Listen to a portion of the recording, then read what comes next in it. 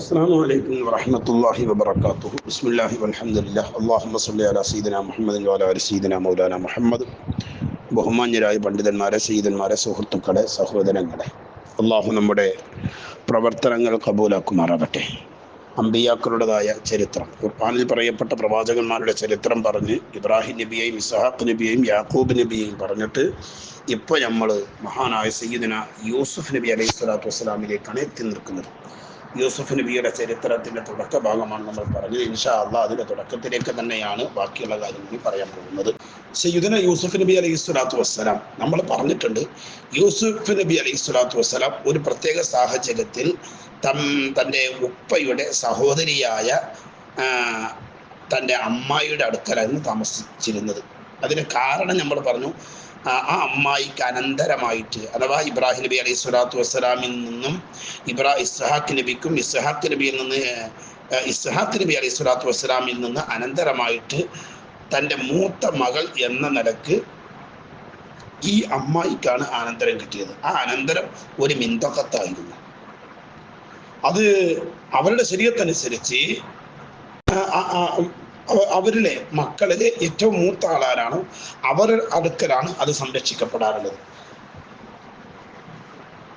മാത്രമല്ല, അവരുടെ ശരീഅത്തിൽ അന്നത്തെ നിയമം അനുസരിച്ച് ആരെങ്കിലും വല്ല വസ്തുവിനെയും വഞ്ചന നടത്തിയാൽ, അഥവാ മോഷ്ടിക്കുകയോ ചതിപ്രയോഗത്തിലൂടെ കൈയടക്കുകയോ ഒക്കെ ചെയ്താൽ, ആ ചതിച്ച ആള് അല്ലെങ്കിൽ മോഷ്ടിച്ച ആള് ആരുടേതാണോ ഈ മുതൽ മോഷ്ടിച്ചതെങ്കിൽ അയാളുടെ അടുക്കൽ ഏൽപ്പിക്കപ്പെടുന്നതും അയാൾ എന്താണോ ഇയാളെ കാര്യത്തിൽ തീരുമാനിക്കുന്നത് അത് ചെയ്യാവുന്നതുമാണ് എന്നാണ് അവരുടെ നിയമം.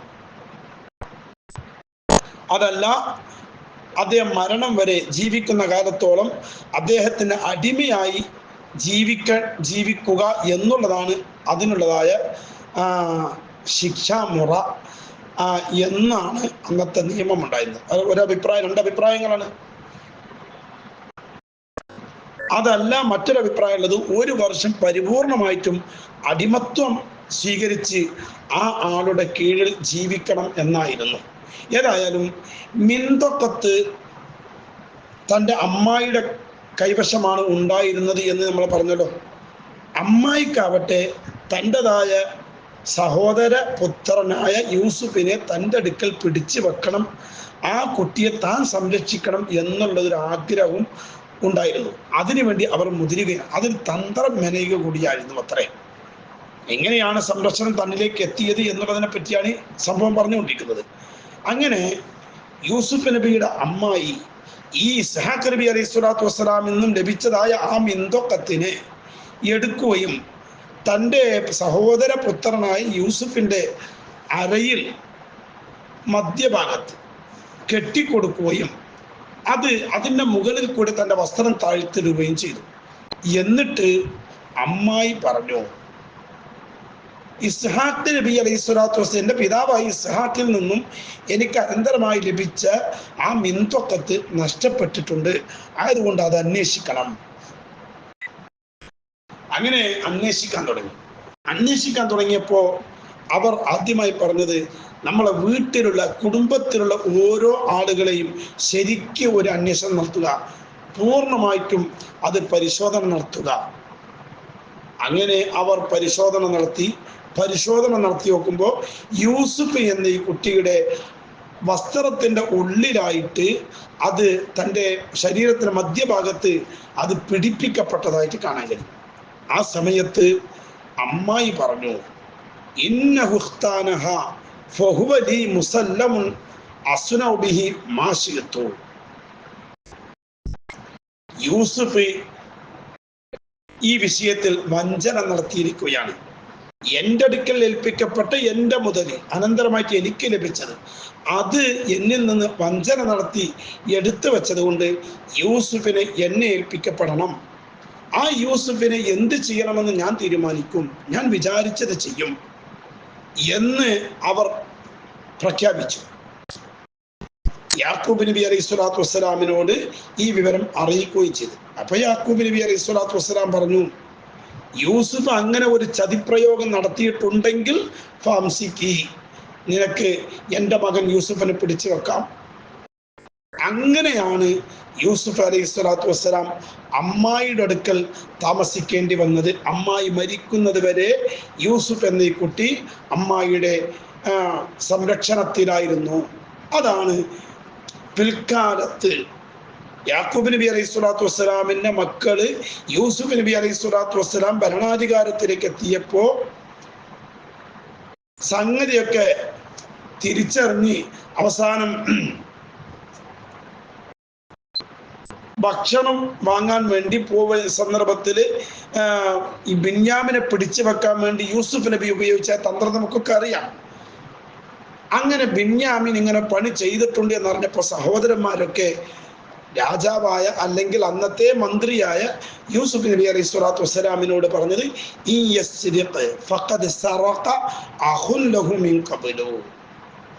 ഇന്ന് ബിന്യാമീൻ മോഷ്ടിച്ചിട്ടുണ്ടെങ്കിൽ ഇത് ഒരു പരമ്പരാഗതമായ ഒരു സ്വഭാവമാണ്.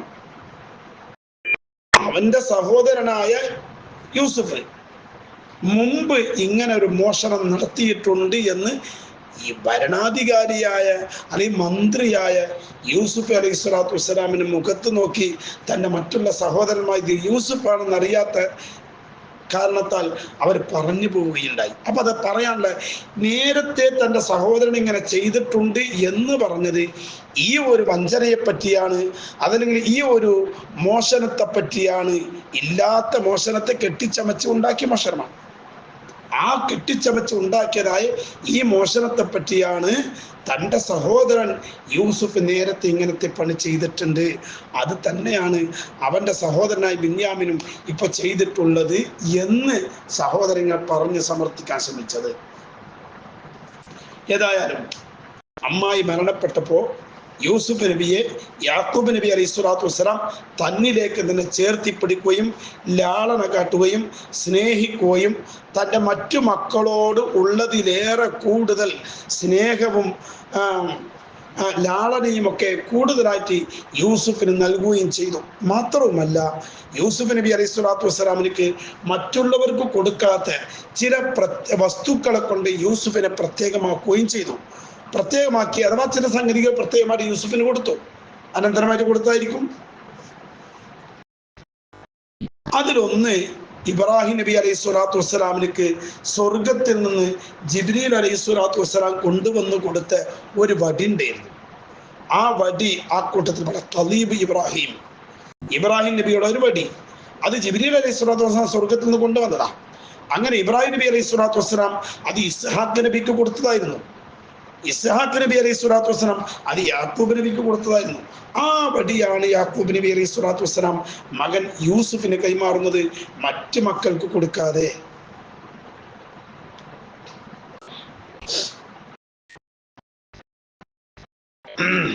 മഹാനായ അബുൽ അഹ്ബാർ റളിയല്ലാഹു തആല അൻഹു പറയുന്നുണ്ട് ഈ വടിയെ പറ്റി, കാന ഖലീബൻ മിൻ ഷജറത്തി സിദ്റത്തിൽ മുൻതഹ വകഅന്നഹു മിൻ ഫില്ലത്തിൻ ബൈളാ.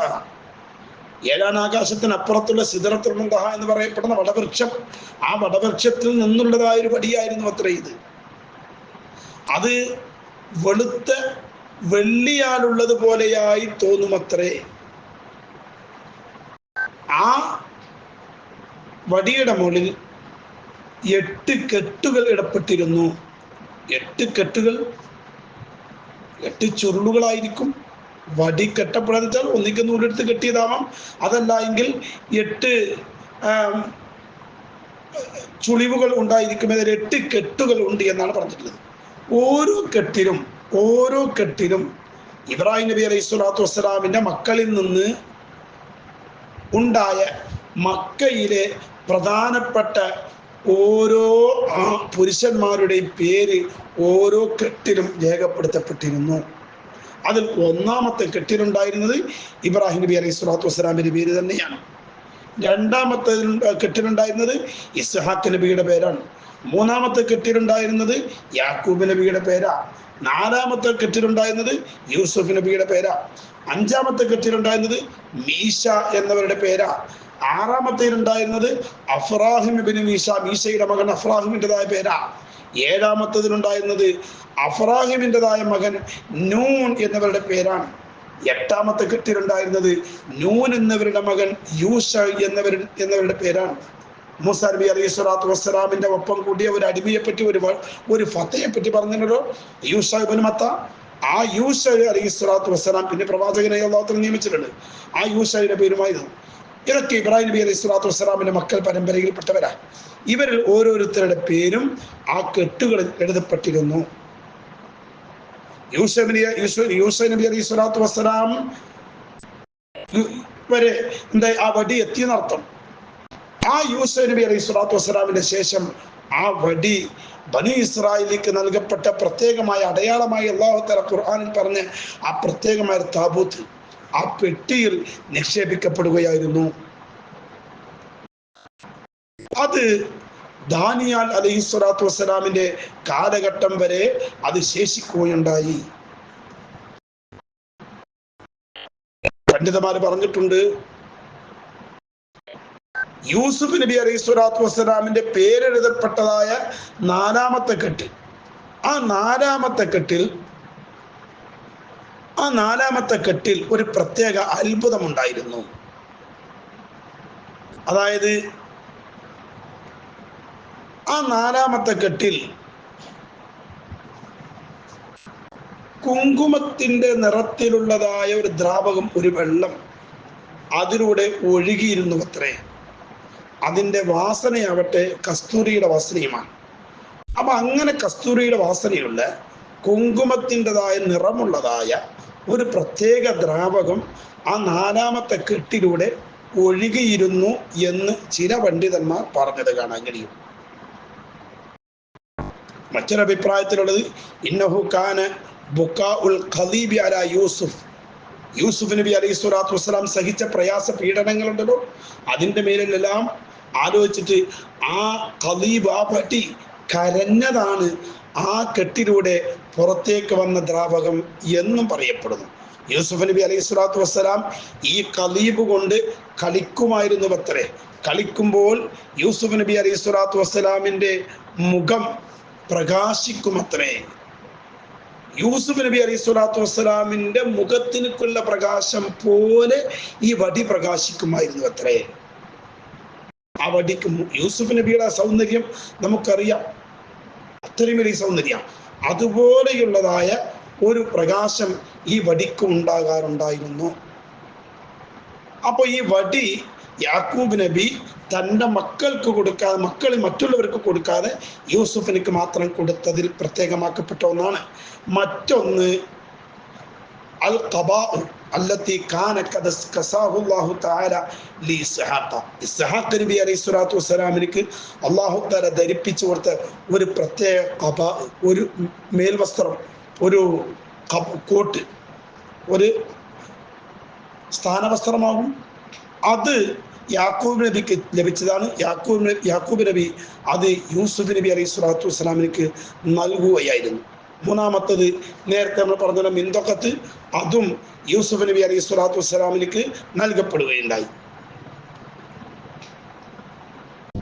യാക്കൂബ് നബി അലൈഹി സ്വലാത്തു വസ്സലാം നിസ്കരിക്കുന്ന അവസരത്തിൽ തൻ്റെ അടുക്കൽ യൂസുഫ് ഉണ്ടായിരുന്നു. ആ സമയത്ത് യാക്കൂബ് നബി അലൈഹി സ്വലാത്തു വസ്സലാം നിസ്കരിക്കുന്ന അവസരത്തിൽ തന്നെ വീട്ടിലുണ്ടായിരുന്നു എന്നാണ്. യാക്കൂബ് നബി അലൈഹി സ്വലാത്തു വസ്സലാം ഉറക്കലിങ്ങനെ സ്വപ്നം കാണുക, കാന്നഹു യബ്കി, മഹാനൊരു കരയാണ്. എന്നിട്ട് യദ്ഉ യൂസുഫ ഇലാ നഫ്സി, യൂസുഫിനെ തൻ്റെ നഫ്സിലേക്ക് ഇങ്ങനെ വിളിക്കുക, ഉറക്കത്തിൽ കാണുക. വയഖൂലു ഇലയ്യ യാ അഷ്റഫുൽ മദ്ലൂമീൻ, ക്രൂരമായി ആക്രമിക്കപ്പെടുന്ന, നിരപരാധിയായി ആക്രമിക്കപ്പെടുന്നവരിൽ ഏറ്റവും ശ്രേഷ്ഠനായ എൻ്റെ പൊന്നു മോനെ ഇങ്ങോട്ട് വാ. ഇൻ ലലമക അഹ്ലു ബൈതിക, നിന്റേതായ നിന്നെ ആക്രമിച്ചവർ അത് നിന്റെ വീട്ടുകാർ തന്നെയാണ്, അഥവാ തന്റെ സഹോദരനാണ്, സഹോദരന്മാരാണ്. ശേഷം പ്രഭാതം പൊട്ടിവിടുന്നു, അഥവാ ഉറക്കിൽ നിന്ന് എഴുന്നേറ്റു. യൂസുഫ് നബി അലൈഹി സ്വലാത്തു വസ്സലാമിന്റെ മേലിൽ മഹാനായ യാക്കൂബ് നബി അലൈഹി സ്വലാത്തു വസ്സലാം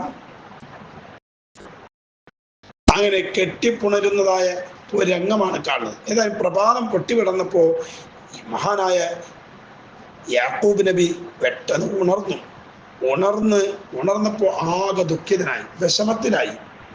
കാരണം വിഷമത്തിലാകുന്നത് തൻ്റെതായ മകൻ യൂസുഫിനെ സംബന്ധിച്ച്, യൂസുഫിന് ഇങ്ങനത്തെ എന്തോ ഒരു അപകടം വരാൻ പോകുന്നുണ്ട് എന്നുള്ളതിനെ സംബന്ധിച്ച് ആലോചിച്ചുകൊണ്ടാണ്. ബാക്കി ഇൻഷാ അല്ലാഹ് പിന്നീട് അടുത്ത ക്ലാസ്സിൽ നമുക്ക് പറയാം. പറഞ്ഞത് കേട്ടത്